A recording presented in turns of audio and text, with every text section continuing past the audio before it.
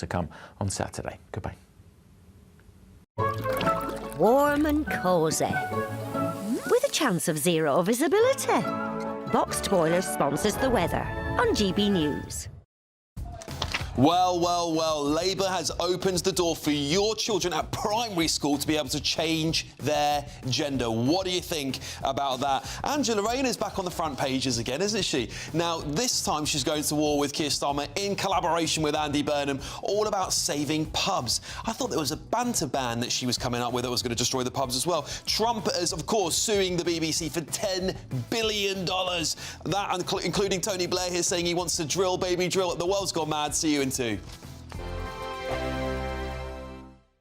We want you to boost your bank account with an incredible £30,000 in tax-free cash to spend however you like. There's also a terrific £10,000 to spend on a Riviera travel holiday of a lifetime for 2. So whether you fancy a cruise or an escorted tour, you'll have over 30 worldwide destinations to choose from. For another chance to win, text WIN to 63225. One entry costs £2.50 plus one standard network rate message. Or text BONUS to 63225. 5 entries cost £5 plus one standard network rate message. Go to gbnews.com/win. Entries start at £2.50. Call 0903 686 3232. Calls cost £2.50 plus your network access charge. Or post your name and number to GB19 PO Box 8690 Derby DE1 9TT. UK only. Entrance must be 18 or over. Lines close at 4 p.m. on the 27th of February. Please check the closing time if listening or watching on demand. Good luck.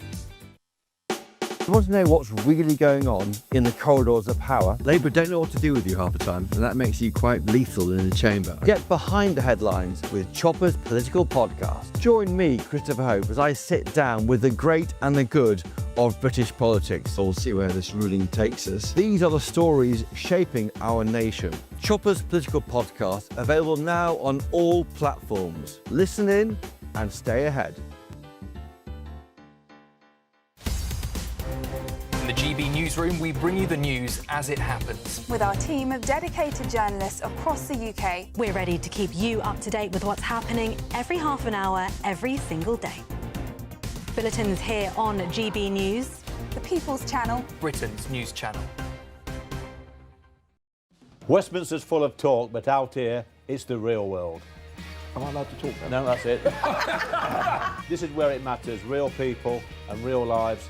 That's what politics is all about. In fact, has Trump made a good start? No. Straight answers, no spin, and just a couple of pints. How many fingers have I ever got up? About 10. So join me for Lee Anderson's Real World every Friday at 7 p.m. only on GB News. The People's Channel, Britain's news channel.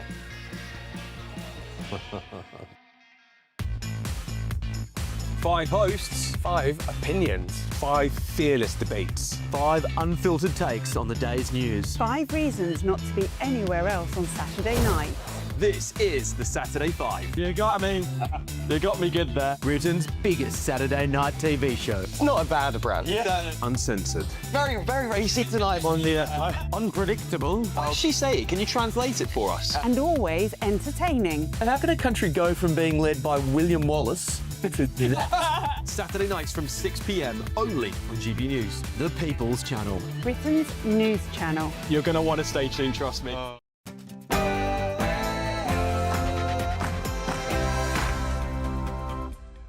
All right, it's 11 o'clock. I'm Alex Armstrong, of course, and this is Patrick Christys' tonight's Late Edition. The UK is being colonised. It's costing too much money. It will cause... It'll cause... Well, the UK is being colonised by immigrants, really, isn't it? Yeah, interesting. Sir Jim Ratcliffe has been forced to apologise over those comments, but was he right to? This government have let us down so badly. We are now seeing more closures than ever before. We're losing a pub a day. More pressure for Starmer, Angela Rayner and Andy Burnham, the kings and queen of the north, should we say. They're set to defy the Prime Minister with a call for more support for pubs. I'm not looking to get into lawsuits, but I think I have an obligation to do it. This was so egregious. Yes, the battle between the BBC and President Trump heats up as a court date is set for next year. In the Daily Mail, Labour opens the door to trans children in primary schools. That's a big one too, isn't it? That's all coming up.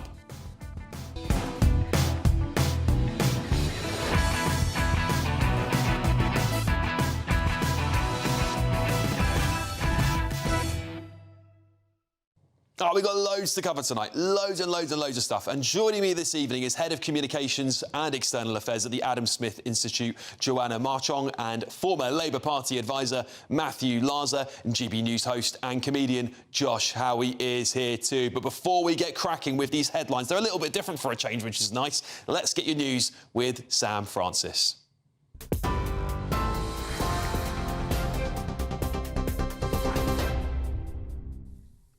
Alex, thank you, and good evening to you. Just after 11 o'clock, the top story tonight. Manchester United has said it remains an inclusive and a welcoming club after its co-owner Sir Jim Ratcliffe apologised for saying the UK had been colonised by immigrants. The billionaire said he was sorry for the language he used after a growing backlash. Downing Street described the remarks as offensive and wrong. Reform UK leader, though, Nigel Farage, defended Ratcliffe's wider concerns about migration, but did concede he himself is an economic migrant living in Monaco. Sir Chris Wormold has been forced out as Cabinet Secretary today, becoming the shortest-serving head of the civil service in history after just 14 months in the job. Downing Street insists the decision was mutual, but it follows months of negative briefings and comes as Sir Keir Starmer's reshuffling his top team after the Mandelson scandal.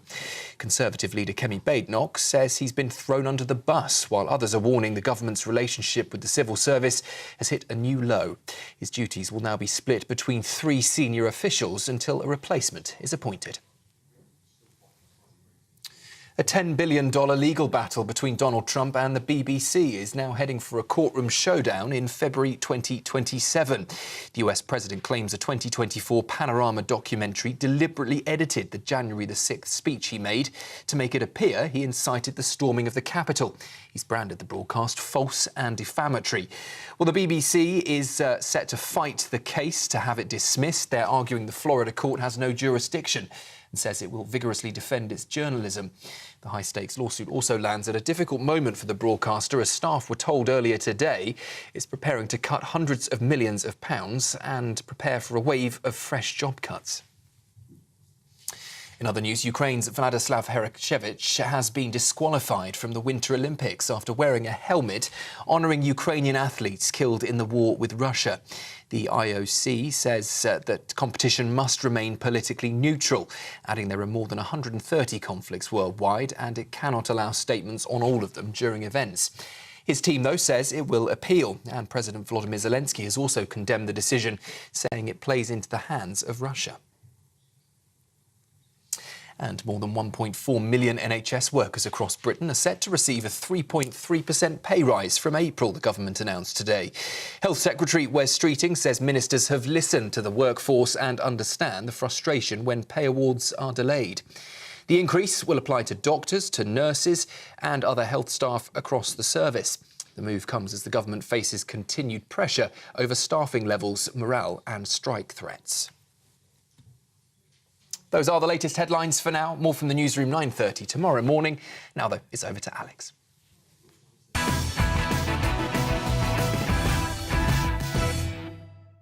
All right, welcome everybody. Listen, we're going to really dive into these front pages because there is a lot to see here tonight. Let's start with The Independent. I'll just give you a run through, shall we? Ratcliffe's own goal over apology for UK migrant slur. The Metro leading a similar line. Big Jim's own goal. The iPaper. Carl at number 10 as Starmer tries to relaunch his leadership. How many more times is he going to relaunch his leadership? I don't know. The Guardian. PM ousts top civil servants in shake-up of number 10 team. The Daily Mail. Labour opens door to trans children in primary school. The Express. UK streets are awash with illegal drugs. The Telegraph. Rayner turns on Starmer over pubs. The Times. Pupils able to change their gender at school. The Mirror. Unmasked. Judge rules teenage thug who murdered Leo 12 in unprovoked attack must be named. And I've got a fabulous panel here tonight. Let's go and introduce you to them. Head of Communications and External Affairs at the Adam Smith Institute is Joanna Marchong here. former Labour Party advisor Matthew Lazar and GB News host and comedian Josh Howie's on the panel. Right, listen. Guys, I think we need to start with Ratcliffe because he's still making headlines today. Let's pull up the Independent here. Ratcliffe own goal over apology for UK migrant slur. Billionaire Manchester United owner Sir Jim Ratcliffe remains embroiled in a racism row as he expresses regret that of his choice of language offended some people when he claimed Britain has been colonised by immigrants. Josh, should he be apologising, really? And one other thing while I've got you. What on earth is the Prime Minister doing interfering in people's private thoughts, private conversations? It's not above the Prime Minister, isn't it? No, also it's slightly hypocritical because he said something pretty similar within his own speech about migration. So... strangers. Yeah, exactly. But I don't know if this was an apology. First of all, well done for The Independent for being totally hack and getting a football reference in there into the headline. But it wasn't an apology. It was sarcastic. I don't think it was real, and people are going, oh, it was only half an apology. Yeah, it was very much so. He's saying, well, I'm sorry if some people are going to be offended by my language. Yes, offended by the language, not apology for the comment. Yeah, absolutely, followed by an immediate but. If there's a but in an apology, it's not an apology. This is what he thinks. Yes, he got some numbers wrong, but the fact is that we have an unsustainable benefit system, and we need to sort it out. Yeah, Joanna, I'll bring you in on this as well. Was he wrong to say what he said? There's a bit of a divide, even on the right. Some people are saying it went too far. What I can't find, what I don't understand about this Independent headline is I didn't sense there was racism as a result of it. No, I don't think it's racism at all. In fact, he's actually echoing a lot of things that people have said before. So a lot of people have this sentiment. We're not saying anything new whatsoever. We do have an issue with migration. That, from left to right to centre left to centre right, everyone's agreeing with it. And you now just unfortunately have a celebrity that's making news and can make a headline, and he's saying exactly what everyone else is saying. I mean, if we want to look at the situation on a whole, one, he is not apologising. You are completely correct in saying that he's not apologising. And he has nothing to apologise for. We've said Labour have said they were going to get a hold on immigration. They haven't. If you look at a 6-month period between July 2024 to January 2025, they promised a number of flights. Only 34 chartered flights took off. So many of them did not. 37,000 illegal immigrants arrived on small boats. The number is getting greater every single day, and Starmer isn't exactly doing anything about it. And it's very, very hard to ignore, especially when you have councils, social carers going up. We're putting them in housing, and all these costs for everyday taxpayers are going up. On top of that, and Matthew, I'll throw this to you, people are looking at new policies like this plan to house illegal migrants in refurbished council housing. They're looking at two-tier policing in parts of the country and going, that sounds to many people like a colonisation, because it's replacing what should be fair policing in British laws with a specialised version of policing to appease certain communities. Well, look, I think there were a lot of people who think that he was wrong, not just the Prime Minister. On the front of the Metro, Pritam Singh, who is the founder of United Supporters Club Stretford Sikh, said it's a half-hearted apology, more of a just. No, not him, of all people, in the Metro. His views as valid as ours, Josh. And in fact, he spends his life. Well, yeah. He spends his life, obviously, very dedicated to Manchester United. I mean, look, the language was out. You say, Josh, that he got his figures slightly wrong. He only got them 8 million wrong. I mean, it's a bit more... Well, he got his years wrong. It was 2000 and 2000. By a quarter of a century, and 8 million and a quarter of a century. He's 70 years old. Of course we should have a debate about immigration.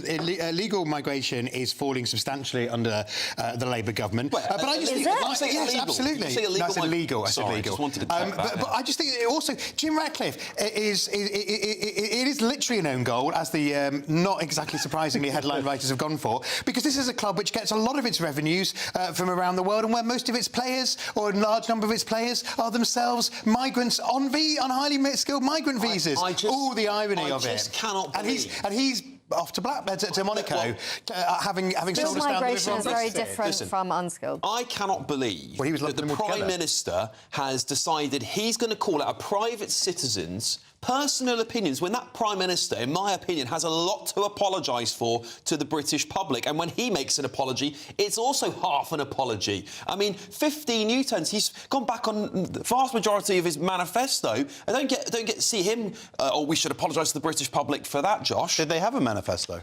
Yeah, well, they did, unfortunately. Okay, yeah, they did, and it said change on the front. I don't know what that says about it. Yeah, change back and forward, and then back again. Adults are back in It's the available room. in Welsh as well, of course. Yeah, well, yeah. Does it say change in the Welsh version It does, as well? yes. Yeah. Yeah. Maybe changing the Senate is what's going to happen, perhaps. But this is the thing, isn't it? And time again, when private citizens have an opinion about migration, the Prime Minister feels the need to say one thing. The Island of... Good point, Josh, because the Island of Strangers speech did get a massive... Well, he did apologise for that. Well, exactly. And this is ridiculous. This man hasn't got a conscience, has he?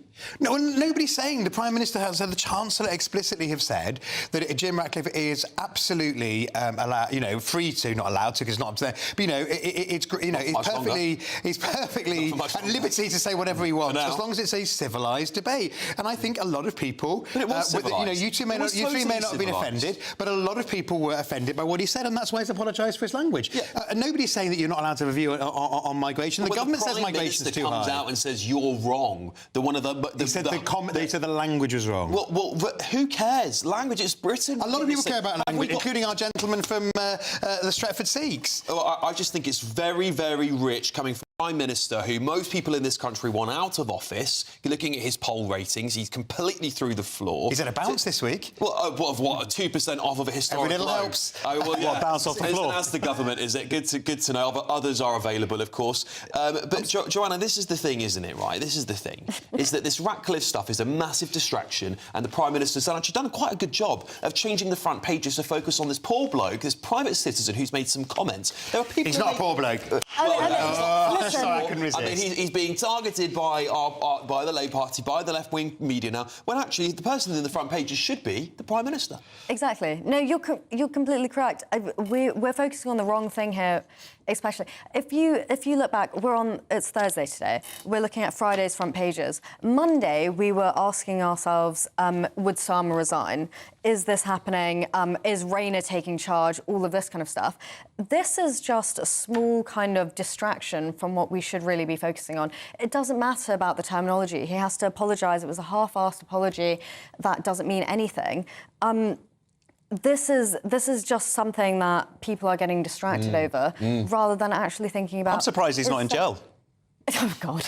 He hasn't been arrested for wrongthink. Well, the FA are investigating him for whether he's brought football into disrepute. The Premier League, so not the FA. I mean, if that's what's brought football into disrepute, I think we're in really big trouble. No, it's the FA. Monday, we were literally thinking about whether Starmer would resign or not, and now we're talking about there's plenty of days in the week left. Story. But, one thing we can maybe give credit for, Josh, since he sacked his head of comms, these new people seem to be doing a good job of moving the story on two of them, I think it is it? I don't know. I mean, it's just... I mean, have you read there was a Spectator piece today? No, I haven't seen it. It's amazing. It basically outlines the last... It's from their political editor, from Tim Shibber. Yeah. And it basically just, lays out the last year and a half. And it's fantastic. And it comes across that Starmer isn't a bad human being or anything like that. No, he's just not good at his job. And that's what really comes through. And it interviews a lot of people who have been there on the ground, and he just hasn't had the conviction and the ability to explain any of his decisions. Starmer had the background of getting everyone else to do his work for him. He said he was a Corbynite, and then he won the membership election, and then he got into power. He dropped Corbyn, and he dropped all his policies, and now he's floundering, thinking about what am I going to do, because he doesn't have the support of anyone because he has no policies. That's the gist of it. Can I point something out, Matthew? What do you think about this? We haven't heard. There's one person we haven't really heard from. This is Kemi Badenoch. She hasn't waded into this debate. What do you make of that?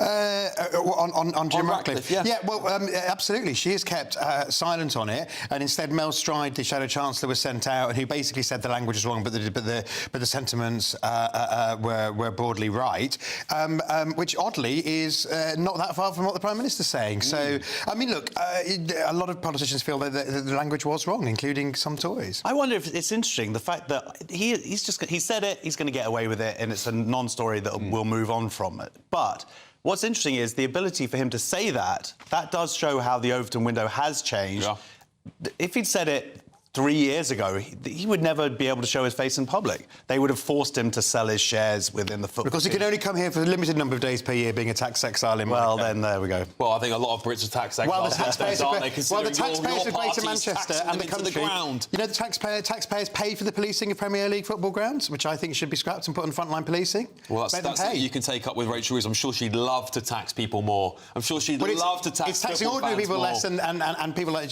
Jim Ratcliffe and fat cat Premier League bosses more. Premier League games. I'd want to tax them too if I was there. Should we just define the word colonialisation just for a second, just to see what Matthew thinks of this and to see whether actually we can get to the bottom of it? Why just me? No, because you're the one really arguing with me here. The act or process of settling among and establishing control over the indigenous people of an area. Now, yeah, I think you can make the point that certain areas of the country do actually fits that bill. But he didn't say certain areas. He didn't say.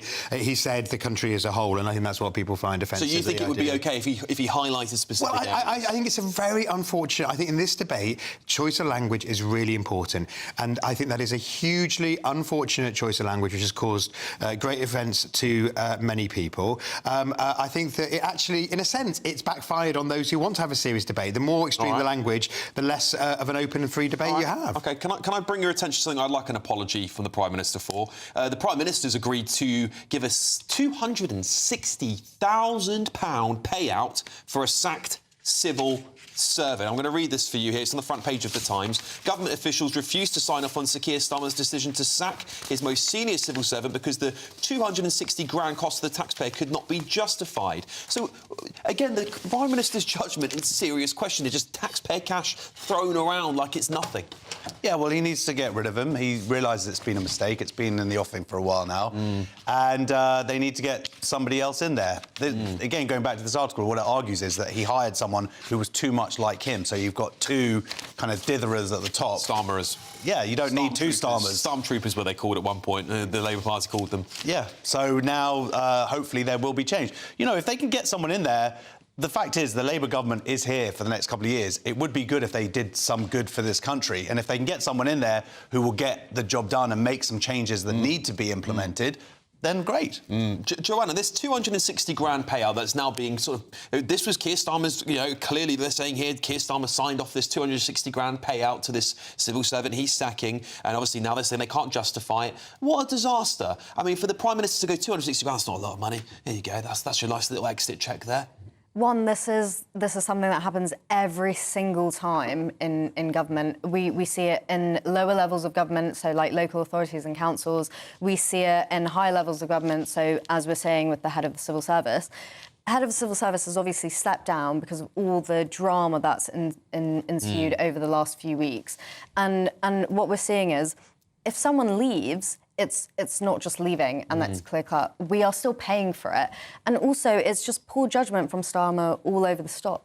Yeah. We've seen him lose his head of communications. We've seen him now lose head of the civil service. We've seen him lose a few other people as well. Chief of Staff. Chief of Staff. Didn't lose them. Chiefs of Staff. They're down the back of the sofa. And many heads of communication. Yeah, well, it's moving deck chairs, essentially. It's moving deck chairs.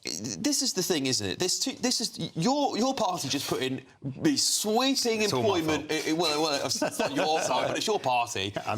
You put in these sweeping employment law changes. They'll be biting the government first. Well, yes, indeed. But at least all of these who take these jobs will be glad to know that from April the 1st they get sick pay from day one, so they can go off on stress if they find working Downing Street too much.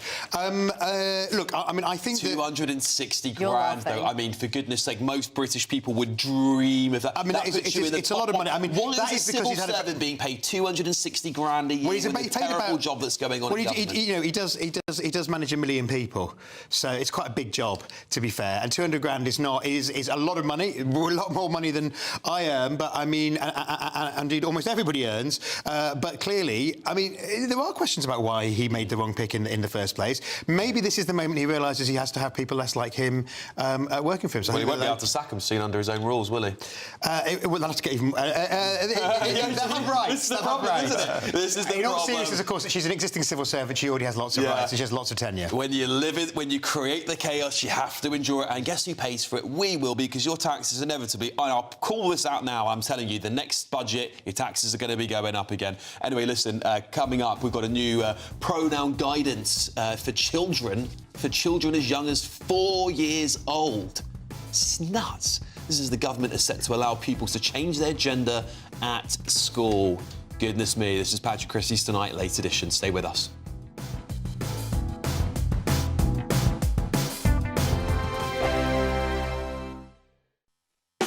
You want to know what's really going on in the corridors of power? Labour don't know what to do with you half the time, and that makes you quite lethal in the chamber. Get behind the headlines with Chopper's political podcast. Join me, Christopher Hope, as I sit down with the great and the good of British politics. We'll see where this ruling takes us. These are the stories shaping our nation.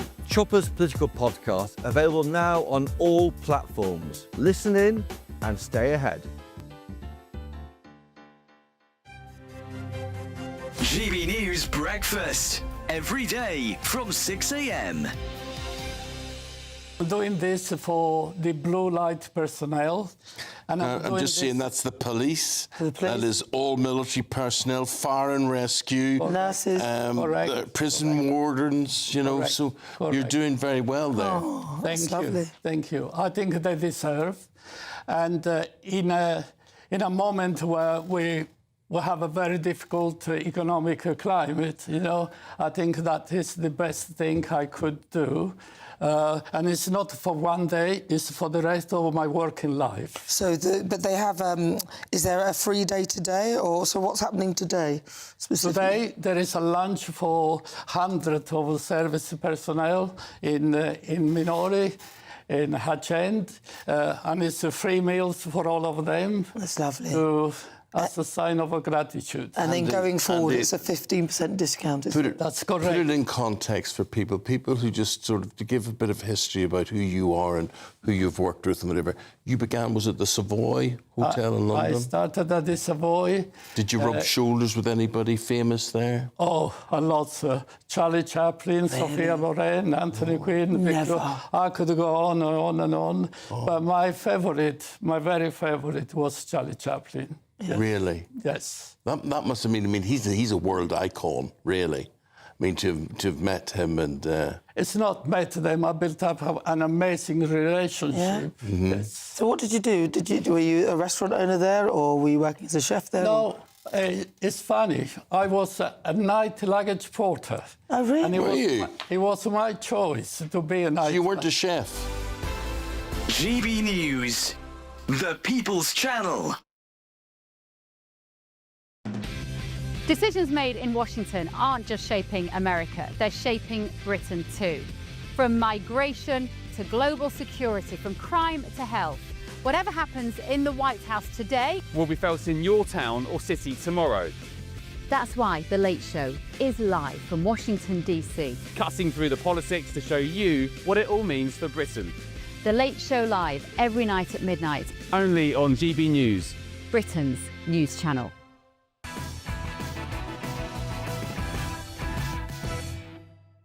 How do you feel about your kids being able to change their gender at primary school? Well, this is the latest big idea from this government. Should we throw up the front page of the Times here, and I'll just read a little bit of this to you. There's going to be pronoun guidance for children as young as 4 years old. Pupils will be allowed to change their gender at school and use different pronouns, including some in some rare instances, those as young as 4. This is guidance issued by Bridget Phillipson, the Education Secretary. Joanna, why? Why are they doing this?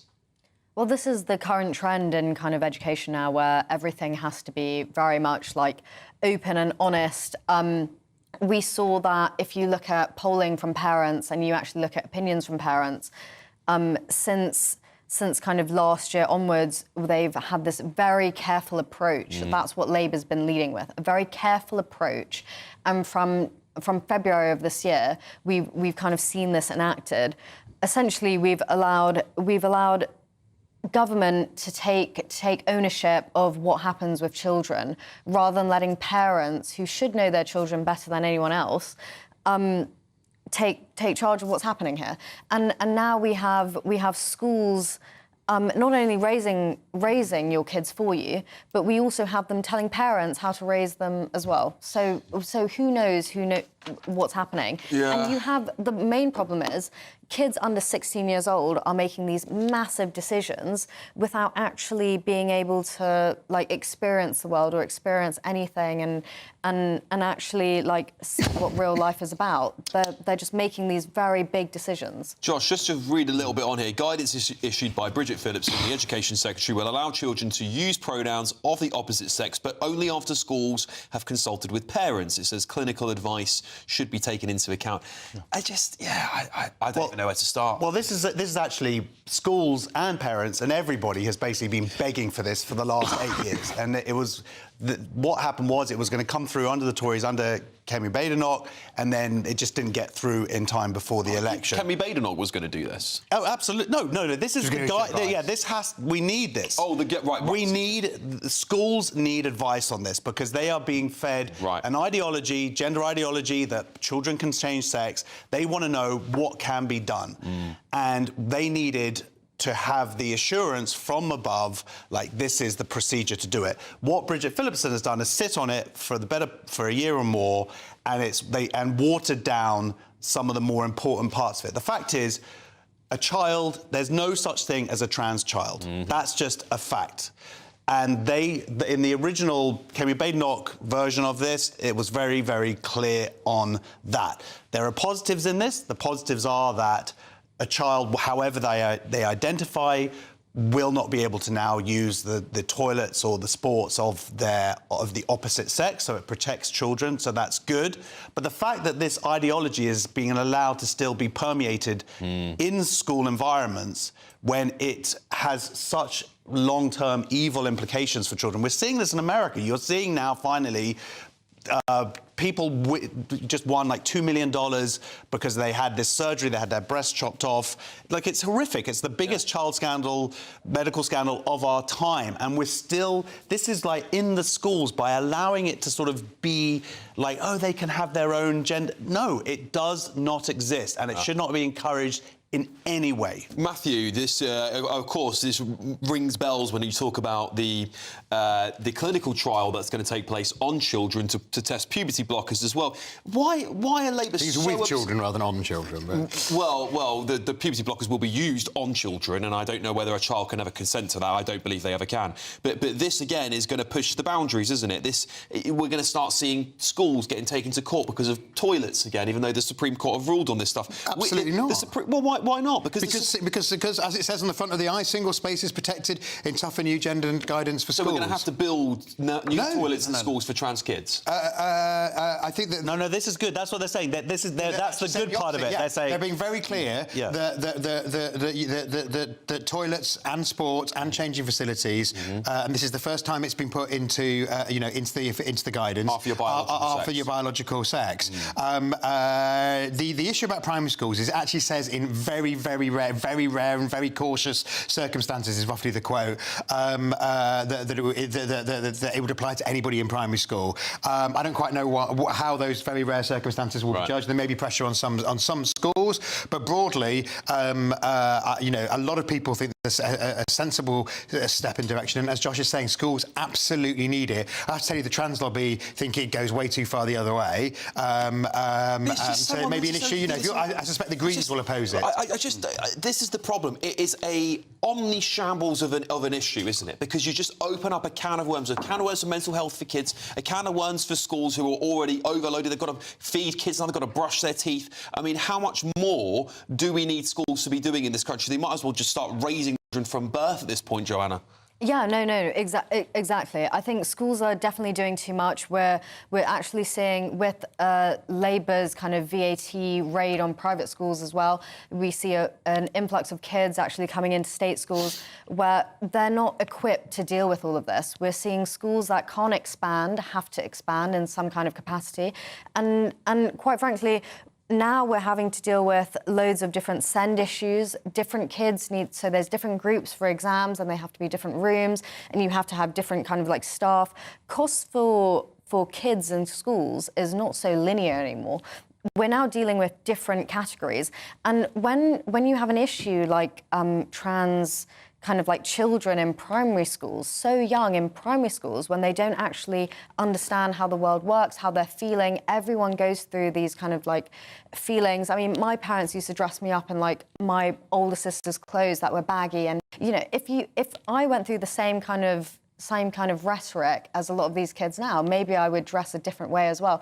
And you have these like very young kids that don't know what's happening, and they're making very big life decisions. And then also, not only are they making life decisions for themselves, adults, taxpayers are paying for it, and we're actually like building new wings of buildings to accommodate what they're going through. So I just want to say that I don't think these children are making any decisions for themselves. If there's a child in primary school who is saying they're of the opposite sex, that, for me, is child abuse, and that's coming from the parents. OK, so it's parents or the children, but either way, children might be feeling a certain way, and parents, being the kind of open, they want to accommodate their children, they're listening to it, they're listening to the rhetoric put towards them by the government and also by like social services, etc. They are believing in this, so it's a bigger issue in on itself. And that's why the school going along with this ideology in any capacity, rather than just shutting it down and saying, look, there is no such thing as a trans child. Just because your little girl plays with a truck does not mean that they're a boy. Yeah. The worrying thing as I'm reading more into this story, I have to say I haven't really read much of this story today, because I find this triggers me so much when it talks about children. I think anything political that goes near kids is despicable, and I think this is politics, unfortunately. But basically what it seems to say here is that, and I'll just read out what the Times are reporting for you all, it says that children should be allowed to change their gender if they make a request and it is considered to be in their best interest, air quotes. This will be barred. They will be barred from using lavatories, changing rooms and other facilities of the opposite sex. They will also be unable to join single-sex PE classes. And you just think, there's a mental health issue in this area with trans kids, Josh. And I wonder, this is going to double down on that mental health issue, I feel. Well, it's like segregating them and making them feel special and separate, and that everyone's got to pander around it.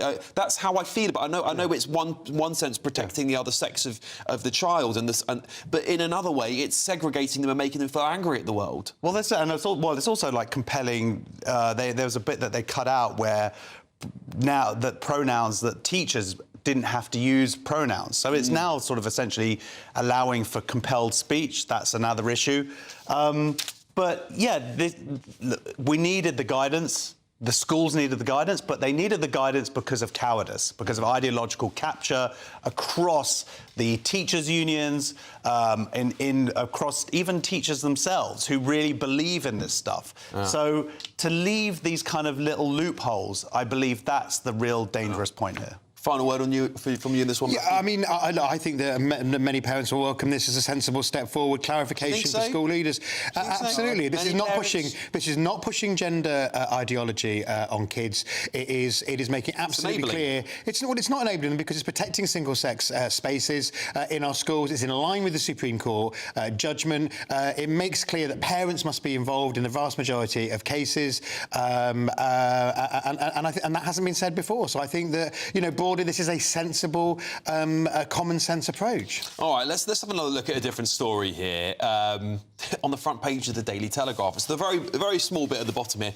Actor too white to play Heathcliff. BBC presenter Anita Rani has claimed that Jacob Elordi, I'm sorry if this is very blurry, maybe my eyes are going to, is too white to play Heathcliff. The actor portrays the anti-hero in a new adaptation of Emily Bronte's 1817 novel, Wuthering Heights. We're going to talk about that very shortly, because that is a just more damning indictment on Britain in 2026, isn't it? Anyway, coming up, more trouble for Starmer as Angela Rayner and Andy Burnham, the King and Queen of the North, call for more support for British pubs. This is Patrick Christys Tonight, late edition, with me, Alex Armstrong.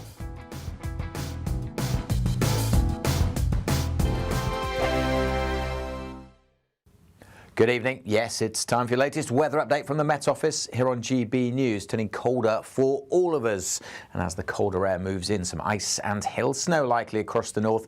In the south, more rain to come. It's a real messy mix across the UK with low pressure systems kind of splitting but generating more wet weather. And as the colder air moves in, things turning icy across northern Scotland initially with some snow showers. Then this zone of wet weather over southern Scotland, northern England, also making for some wintry conditions. Quite a bit of snow likely over the hills, the northern Pennines in particular, but even at low levels there could be some, and as temperatures drop down below freezing it may well turn icy. No such issues in the south, but more rain is far from welcome here. On to Friday, and we've still got a bit of a messy mixture. Much of Scotland actually starting sunny, but some wintry showers across the far north, and as I said, could well be icy. Generally dry through the central belt and Northern Ireland, but quite a cloudy start here. It will get brighter. Here we have this zone of wet weather over northern England and North Wales by the morning time. Again, some snow mixed in over hills, but even some to lower levels for a time. Certainly some of the higher routes across northern England not very pleasant to drive through during the rush hour. All slowly sinks south.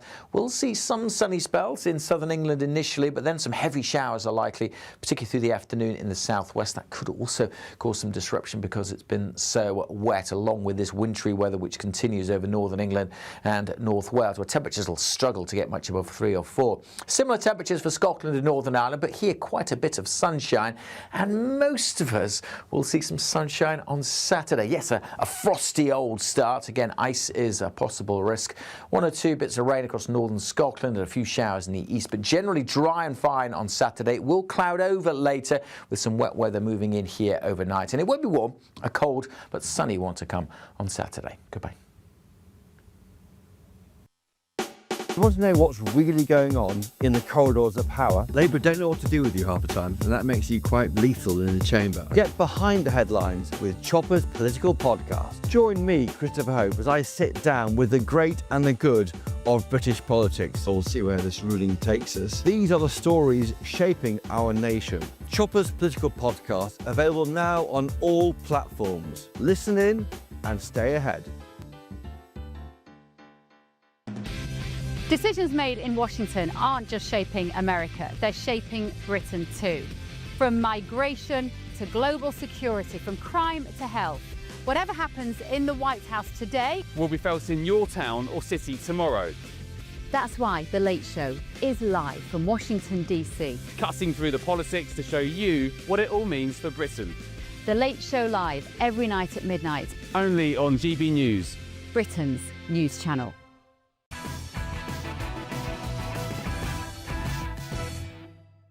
All right, welcome back to Patrick Christys tonight, late edition. Should we talk about the King and Queen of the North, shall we? Angela Rayner and Andy Burnham are on manoeuvres together. Let's throw up the front page of the Daily Telegraph here. Rayner turns on Starmer over pubs. Now, there's different angles on this.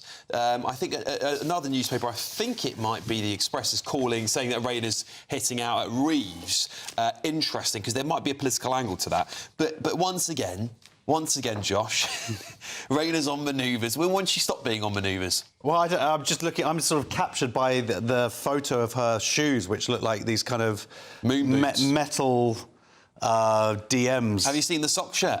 Oh yeah, and the socks. Yeah, I'm a big. Is it Superman or Superwoman? It's the S. Yes, it's non-binary Superman. Yeah, super them. But look, just leaving this aside. Pubs need help. I know we want to get into the politics. Pubs need help. We want our pubs. We love our pubs. They need help. They need help staying open. And anything, to my mind, that helps that is a good thing for me. But you're shaking your head. You don't like pubs? No, I love pubs. I'm just saying it's a little too late for everyone to say, oh, we love pubs and we want them to stay open. I mean, the Employment Rights Act was Rayner's own doing. That's what's buried pubs under. The banter ban. Well, exactly. And now we're saying, now she wants leadership and it's in her eyesight, and we're saying, oh, well, she's saying anything that will get her headlines and anything that will get on the cover of the Telegraph. And we're thinking about here a £300 million relief for pubs. That doesn't even take into account the hospitality industry or anything like that. We're just seeing her, like, scramble for things. She's coming back into the news, she thinks everyone's forgotten about her tax affairs and the fact that she had her job in housing and still got her own tax affairs wrong in her second house. So I just think it's useless, her saying that she cares about pubs and now she wants to do the right thing. Minimum wage is actually bringing people down. You equalised it. That was all her, and that was all her and all Reeves. So you're saying that someone from Labour was a hypocrite?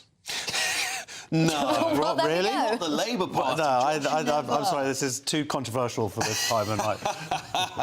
This is it, Matthew, over to you. Your party is the late Tory party, isn't it? You've only been in government for 19 months and you're already what took the Tories 14 years to get to this level of mess. Is it only 19 months? It's 19. It feels like a lifetime. No, it does. Certainly sitting here defending it feels like I've aged quite I thought with your considerably. Adam Smith hat on, you might think that we shouldn't be doing effectively state subsidy and corporate welfare for pubs, which some people on the libertarian, wing, of life think. I don't know. Listen, with my Adam Smith, he obviously is. With my Adam Smith hat on, I am saying the Employment Rights Act should have never came into power in the first place, and that's been passed over commentary. Because I have quite controversial. Don't let him defend. I don't need to defend myself here. I'm going to talk. Everybody else talk about your own self. Hang on. I might not be here tonight, but I'm hosting this show. Answer the question: what is going on with your terrible he's much party? nicer. Come back on, I'm sure he is. I'm sure he's much You're nicer both than I am. lovely. Right, 19 months in, you've got your former Deputy Prime Minister that was only recently sacked. He's got her own state of affairs to sort out. Who's now trying to force the Keir Starmer into a U-turn, probably because she knows this will be popular with the working class, who, of course, love pubs. I love pubs. Right, this is what this is all about. It's politics, isn't it? And it's tearing a country apart because your government can't even stick to a budget for 6 months. That's a long question. Two things. On Angela Rayner and the alleged charge of hypocrisy, I think the issue is that her and Andy Burnham need to be careful that they're not just seem to be sort of criticising from the sidelines and saying things for the sake of it. And she was responsible for the Employment Rights Bill. She's very proud of it. So am I. So is the Labour Party. But some people think it's had an impact on the hospitality, or will have an impact on the hospitality trade, and the national minimum wage rise, and the NICs and business. And the existing business rates already have had an impact to a certain extent. So, they need to be careful that they're not actually criticising their own policy, because the charge of hypocrisy will be thrown at them. So that's a word to the wise, French. On pubs generally, I have quite a controversial view, which is, yes, there are challenges around business rates. No, absolutely not. Absolutely not. But actually, do you know what? Government is not to blame for all the problems of pubs. What do you think is... Well, people not wanting to go to them in circumstances. Why is that, though? Things like the weight loss drugs, because Jen... Why can't Gen Z can't go to pubs? Is that because they can't get because jobs? Gen Z are drinking less. I mean, Gen Z drink a lot less than... I'm a Gen Xer, and they drink a lot less. Because they don't have money to drink. No, because part of them don't want to. That's their choice. Freedom of choice. Cop-out. There are pints that are £6-7 in London. That is inflation. That is government... But in my local Wetherspoons, you get a pint for a lot less than that, and it's not packed with Gen Zers. Well, Wetherspoons is one of the pub chains that is doing slightly better. However, it's a big chain and it can absorb a lot of those costs. Those independent pubs are struggling. Gen Zers, a lot of people for cultural reasons. Any publican, I'm not a Gen Zer. I'll speak to the publicans. That's all I'll say. I do. And they'll tell you where the blame lies, and they know it's the economic situation of the country and the taxation that is killing them, not the punters who just can't afford a pint. The economy is growing in the country, albeit slowly, and in the final quarter, but considerably more over the year as a whole. All right, well, I want to move on because I want to talk about Wuthering Heights. Is that how I say it, Craig? Wuthering Heights. So I want to get this right because there's a new race row. Apparently, there's an actor who's too white to pay. And someone please quote, Wuthering Heights is a fantasy, right? It's a fantasy. It's not based on... It's factual. It's fantasy, yeah. It's fantasy, right? So he's this not like Game of Thrones. No. No dragons in it. That's why Angela Rayner and... Game of Thrones, Game of Labour Party Thrones. How boring is that? Right, Wuthering Heights, fantasy book. This guy's too white, apparently, to be cast in this new film.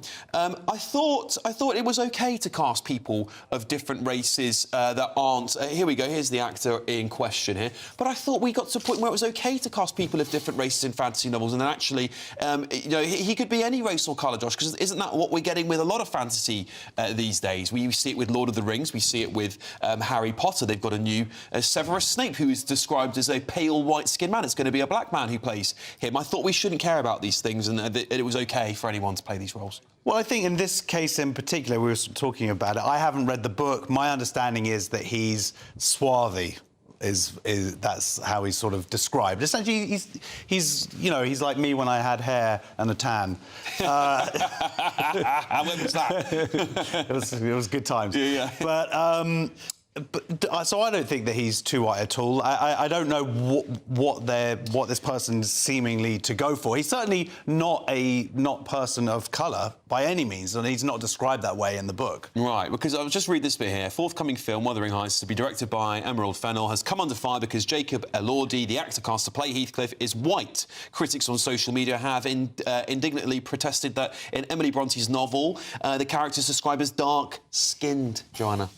Yeah, so obviously with every kind of book to film adaptation, you get kind of fans thinking, oh, well, this is how I imagined it. That's just kind of regular criticism that you will encounter all the time. I will say I've read Wuthering Heights, and I did think of him. He's supposed to be the main character. Well, not the main character, but the character that brings him into the scene in itself.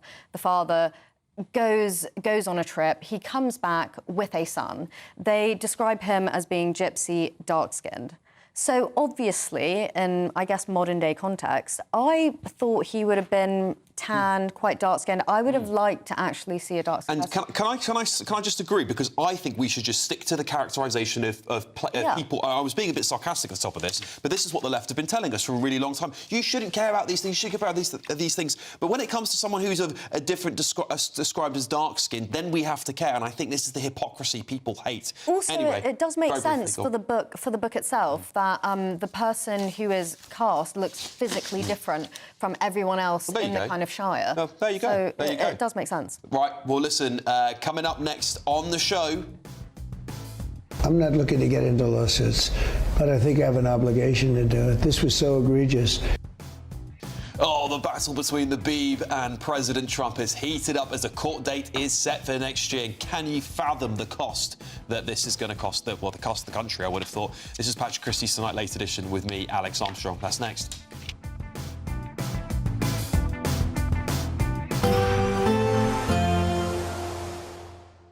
I forecast a perfect holiday in the sun.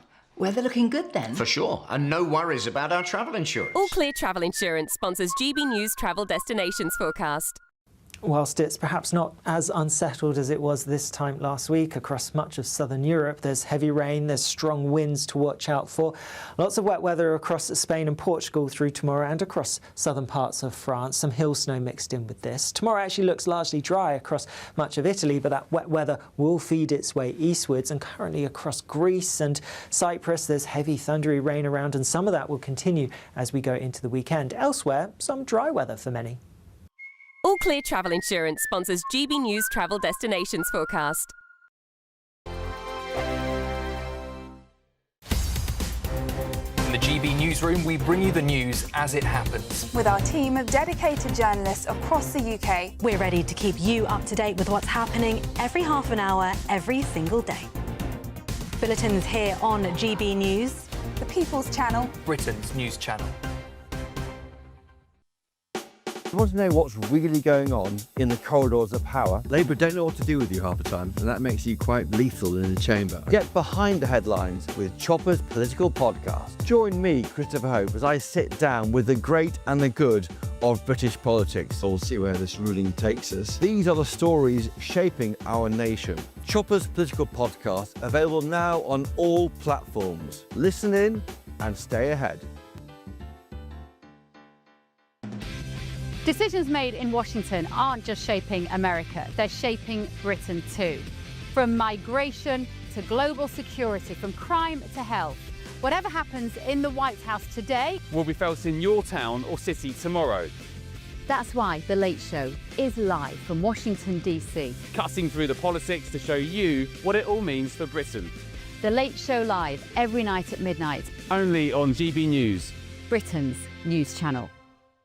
Westminster, the ultimate clique. And you're fighting like rats in a sack. But here on the Camilla Tominey Show, we ask the questions the establishment media is too scared to ask. OK, let me ask you a straight question, because I know you're a straight-talking politician. Whether it's net zero, illegal immigration or law and order, nothing is off limits. You had the power then. Yeah, as I say, now you've lost it. That's the Camilla Tominey Show, a politics show that's fearless. No, let me finish my question if you don't mind, because it is my show. Sundays at 9:30, only on GB News, the People's Channel, Britain's news channel. Join me, Nana Akwe, for an informative, interactive news programme with a difference. It's fun. No, he didn't say that, Dave. I'm so surprised. I think there's an element of truth to that. Join me from 3 p.m. every weekend, only on GB News, Britain's news channel. Do you trust what you're being told? Good, because neither do I. Those are just facts. I'm Alex Armstrong, and on my show, we'll expose the spin. Well, I want to answer that, because you didn't let me last time, because you always speak over me. The broken promises. To deny that is denying the truth. And the hypocrisy. Needs to stop. You think we can allow? Politics, policy, parliament. Nothing is off limits. No sugarcoating, no fear of offence, just the truth laid bare. Tune in every Saturday and Sunday at 9 p.m. for Alex Armstrong Tonight, only on GB News, Britain's news channel.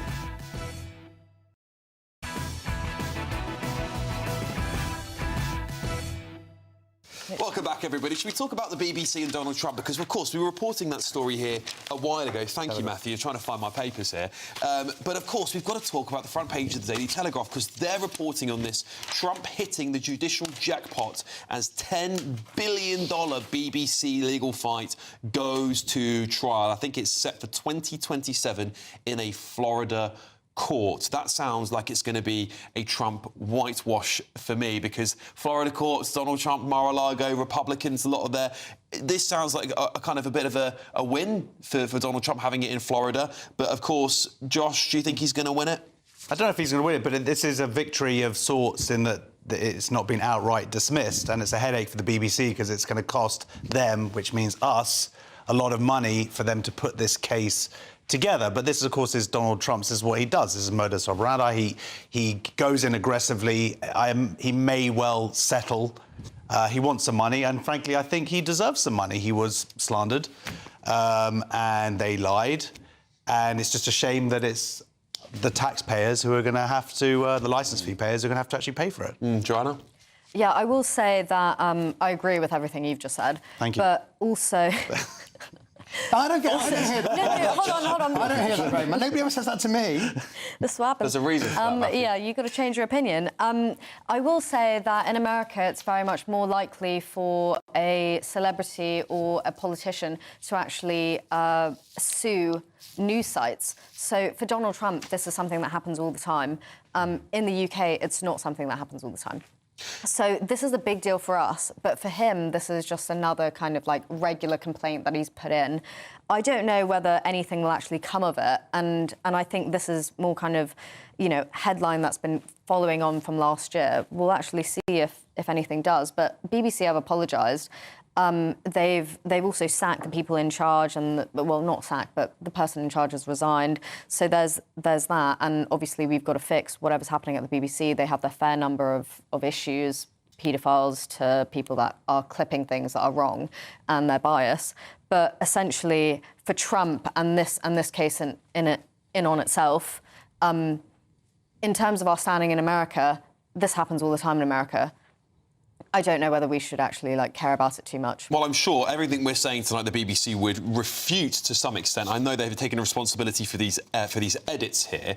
However, I guess the point Trump would make is that there's so many people who have cut his clips up and edited his speeches. Do you think actually this is the kind of medicine that's needed in order to stop this from happening for him? Absolutely not. I mean, I think it's crazy, and I think it just shows his sort of contempt for this country, actually, as he's done in many ways. But more seriously, as a member of the BBC pension scheme, I'm very worried that this may take. I may have a starvation in my old age. BBC's announced 10% cuts across the board today, and I fear that the viewers and listeners are going to be the ones who suffer. OK, well there we go. Listen, loads more, of course, coming on GB News next, very shortly with the Late Show Live. But let's go through your front pages one more time, shall we? The Independent, Ratcliffe's own goal over apology for UK migrant slur. The Metro, Big Jim's own goal, the I-Paper. Carl at number 10 as Starmer tries to relaunch his leadership. The Guardian, PM ousts top civil servant in shake-up of number 10 team. The Daily Mail, Labour opens doors to trans children in primary school. The Express, UK streets are awash with illegal drugs. The Telegraph, Rayner turns on Starmer over pubs.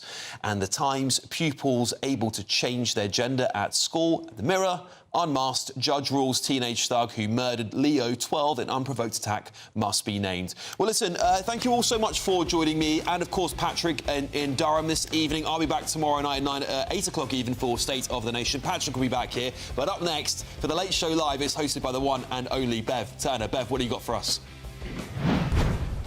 Thank you, Alex. We've got a packed show, of course. We will also be reflecting on this news about a trial date for a year from now for President Trump versus the BBC. We're going to be looking at the progress here in America as they row back a little on the ICE action in Minnesota, those agents being reduced somewhat. And we're also going to bring you the very latest on the disappearance of Nancy Guthrie. That case is still developing. A tent near the house today. See you in a minute. You could win cash and the ultimate holiday in our two-part Great British giveaway. Thanks to Riviera Travel, you could be jetting off on a £10,000 dream holiday for two people. With flights, transfers and luxury accommodation included, you'll get to choose the kind of holiday you want. Plus, we're going to give you £30,000 in tax-free cash. For another chance to win, text WIN to 63225. One entry costs £2.50 plus one standard network rate message. Or text BONUS to 63225. 5 entries cost £5 plus one standard network rate message. Go to gbnews.com/win. Entries start at £2.50. Call 0903 686 3232. Calls cost £2.50 plus your network access charge. Or post your name and number to GB19 PO Box 8690 Derby DE1 9TT. UK only. Entrance must be 18 or over. Lines close at 4 p.m. on the 27th of February. Please check the closing time if listening or watching on demand. Good luck. You want to know what's really going on in the corridors of power? Labour don't know what to do with you half the time, and that makes you quite lethal in the chamber. Get behind the headlines with Chopper's political podcast. Join me, Christopher Hope, as I sit down with the great and the good of British politics. We'll see where this ruling takes us. These are the stories shaping our nation. Chopper's political podcast, available now on all platforms. Listen in and stay ahead. Decisions made in Washington aren't just shaping America, they're shaping Britain too. From migration to global security, from crime to health. Whatever happens in the White House today will be felt in your town or city tomorrow. That's why The Late Show is live from Washington, DC. Cutting through the politics to show you what it all means for Britain. The Late Show live every night at midnight. Only on GB News, Britain's news channel. Do you trust what you're being told? Good, because neither do I. Those are just facts. I'm Alex Armstrong, and on my show, we'll expose the spin. Well, I want to answer that because you didn't let me last time, because you always speak over me. The broken promises. To deny that is denying the truth. And the hypocrisy. Needs to stop. You think we can allow? Politics, policy, parliament. Nothing is off limits. No sugarcoating, no fear of offence, just the truth laid bare. Tune in every Saturday and Sunday at 9 p.m. for Alex Armstrong Tonight, only on GB News, Britain's news channel. At GB News, we love to hear from you, our loyal community. So drop us a line at gbnews.com/yoursay. There you can talk to each other and also to the presenters live on air. gbnews.com/yoursay, because GB News is your channel, Britain's news channel. We love Great Britain. We love its history, its culture and its tradition, and that's why we're so proud to be part of GB News. You look genuinely emotional. Oh, come here. GB News does pay attention to those who are ignored by the mainstream media. The majority of this country whose forefathers fought and died to maintain liberty, to fight for freedom of speech. The rule of law, the rights of property and democracy. This is the heritage that our country should be so proud of. which of course includes our Christian heritage. There's been a huge resurgence in the number of people going to church. Perhaps they're not finding what they're looking for, and they're looking for something a bit deeper, a bit more truthful, a bit more akin to Britain's Christian heritage. That's right, get ready, because the most exciting night in general election history starts now!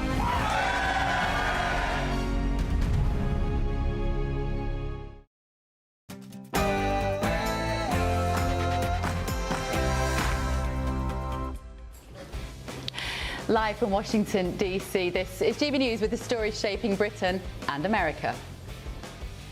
I'm not looking to get into lawsuits, but I think I have an obligation to do it. This was so egregious. Oh, it's $1 billion